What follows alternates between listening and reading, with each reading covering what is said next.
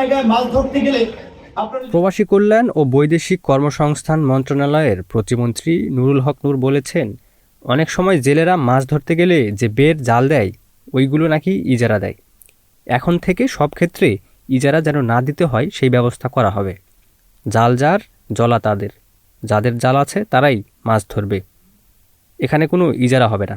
সোমবার দুপুরে পটুয়াখালীর গলাচিপা পৌর শহরের শান্তিবাগ এলাকায় দেশব্যাপী খাল ও শাখা খাল খননের উদ্বোধনী অনুষ্ঠানের প্রধান অতিথির বক্তব্যে তিনি এসব কথা বলেন।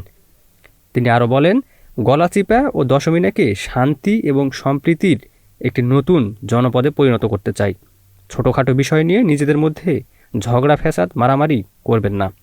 প্রধানমন্ত্রী যে মহৎ উদ্দেশ্য নিয়ে দেশের অর্থনীতিতে বিপ্লব আনার, কৃষি অর্থনীতির প্রসারিত করার জন্য খাল খননের যে উদ্যোগ নিয়েছেন, সেটি বাস্তবায়নে হয়তো কিছু কিছু ক্ষেত্রে কিছু কিছু ঘরবাড়ি বাঁধতে পারে। সরকারি কাজের জন্য যেখানে যা স্যাক্রিফাইস করা লাগে, বৃহৎ স্বার্থে আমাদের তা করতে হবে। এছাড়া মধ্যপ্রাচ্যে যুদ্ধ পরিস্থিতির কারণে কোথায় কি হচ্ছে, কোন মানুষ আহত যাচ্ছে কিনা, কোনো মানুষ মারা যাচ্ছে কিনা, প্রতিনিয়ত তার মন্ত্রণালয় আপডেট রাখছে বলে তিনি উল্লেখ করেন।